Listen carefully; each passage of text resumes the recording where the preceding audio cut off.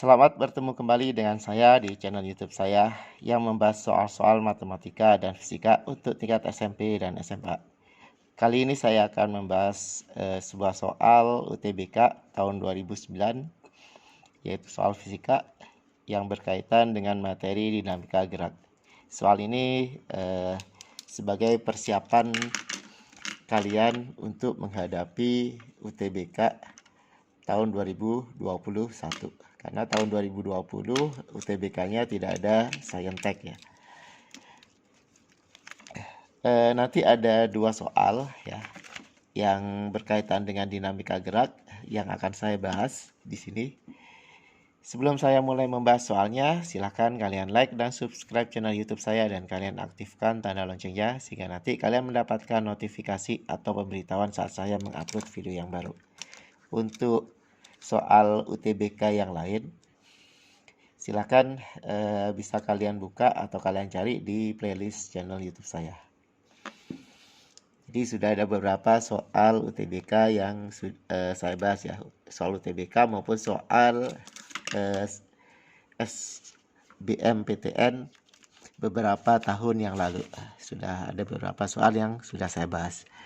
Baik, sekarang untuk soal yang pertama. Suatu balok bermasa 2 kg yang berada pada suatu bidang datar licin mengalami dua gaya konstan seperti pada gambar dengan F sama dengan 10 Newton. Kecepatan pada saat T sama dengan 0 sekon adalah 2 meter per sekon ke arah kiri. Jadi kecepatannya adalah ke arah kiri. Nanti ke arah sana ya, kiri. Nah, nanti V-nya adalah 2 meter per sekon. Kemudian yang ditanyakan adalah besar gaya normal yang bekerja pada balok dalam satuan Newton dan percepatan balok dalam satuan meter per sekon berturut-turut adalah. Nah, gaya normal itu adalah gaya yang arahnya tegak lurus dengan bidang. Yang arahnya tegak lurus ya. Berarti ini arahnya ke atas, ini gaya normal. Nah, nanti untuk mencari gaya normal kita menggunakan hukum Newton yang pertama, yaitu sigma F sama dengan 0. Karena di sini gaya yang bekerja itu adalah ke arah Y, berarti nanti sigma F Fy. Nah, selain gaya normal yang bekerja pada benda dan gaya F 4/5F, nanti ada lagi gaya berat yang arahnya ke bawah. Nah, seperti ini ya. Sehingga nanti kalau kita masukkan ya ke persamaan ini, yang ke atas dikurang yang ke bawah. Yang ke atas kan gaya normalnya ya. N dikurangi dengan 4/5F. Dikurangi lagi dengan gaya berat. Sama dengan 0. Atau dengan kata lain, N-nya sama dengan, ini dipindahin ke sebelah kanan semua, berubah jadi positif ya. 4F/5 dikurang M dikali G. Berarti nanti N-nya sama dengan 4/5, F-nya 10 ya. 10 dikurang M-nya 2 dikali G-nya kita pakai 10 ya. Berarti nanti N-nya sama dengan 5 dengan 10 bisa dibagi ya. Berarti 4 kali 2, 8 dikurang 2 kali 10 ini plus ya, karena kan dipindah ke ruas kanan ya. Ditambah dengan 20 atau sama dengan 28 Newton. Ya, normalnya 28 Newton. Nah, dari sini sudah ketahuan ya jawabannya ya, yaitu yang C.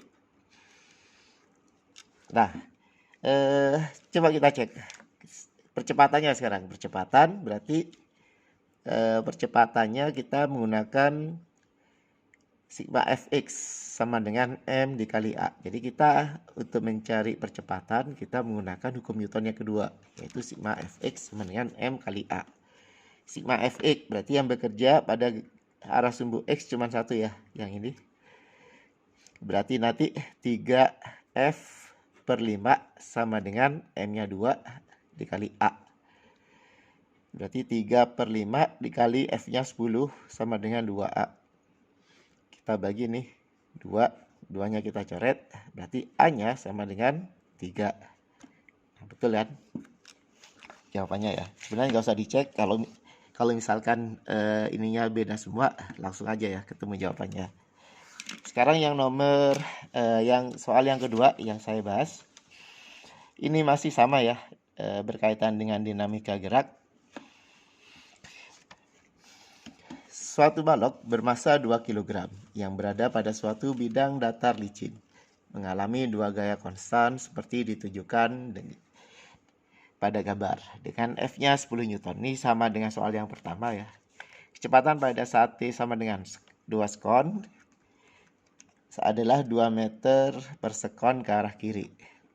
Kecepatannya ke arah kiri 2 meter per sekon. Ini adalah V-nya. Kemudian yang ditanyakan perpindahan balok selama T detik pertama adalah, nah kita lihat gayanya ke arah kanan, sedangkan mula-mula kecepatannya adalah ke arah kiri. Ya, artinya nanti bendanya itu pertamanya ke arah kiri dulu, kemudian nanti karena mendapat gaya, nah gayanya ini nanti bersifat sebagai penghambat ya, atau sebagai sehingga nanti bendanya ini mengalami perlambatan. Nah, kita cari dulu ya. Kita cari dulu A-nya ya. Kita cari A-nya. Cara mencari A kita menggunakan sigma F sama dengan M dikali dengan A. Karena gayanya cuma satu ya. Ini kan gak ada gaya gesek ya, karena di sini bidangnya datar licin ya.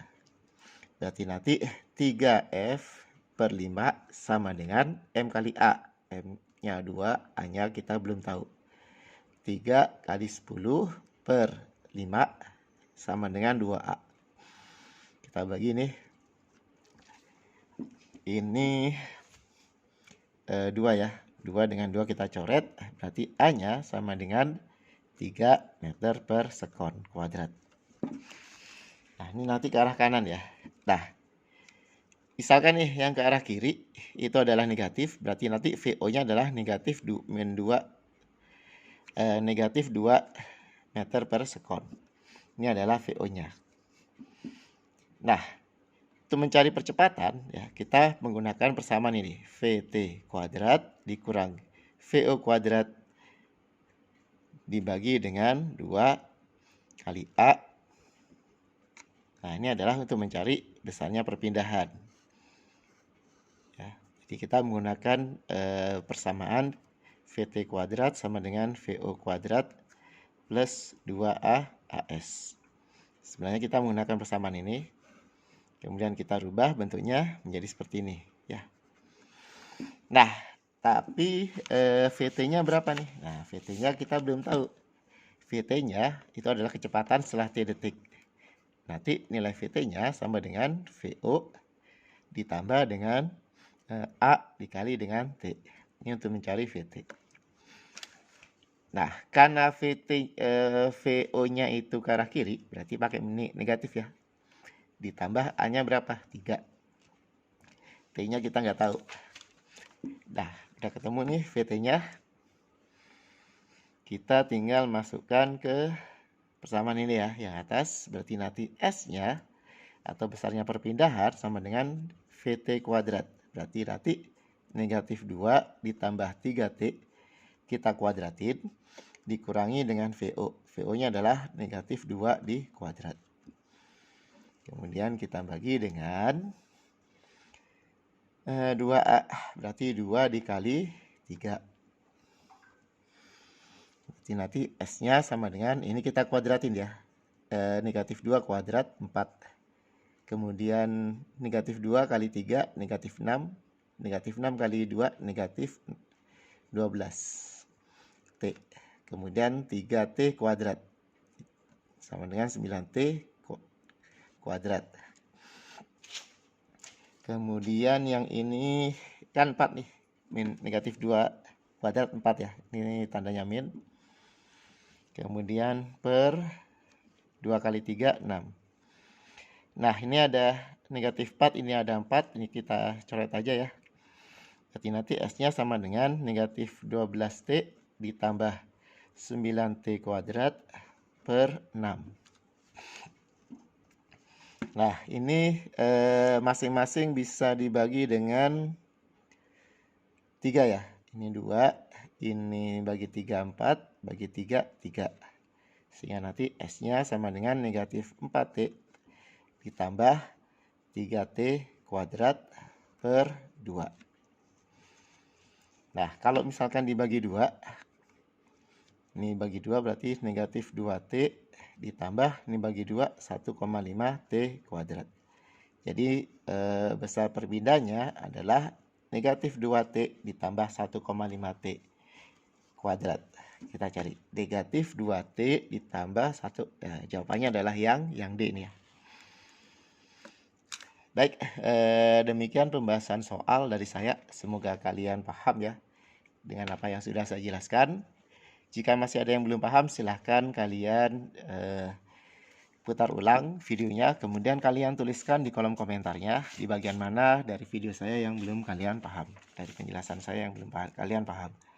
Saya akhiri, sampai ketemu lagi di pembahasan soal yang lain. Wassalamualaikum warahmatullahi wabarakatuh.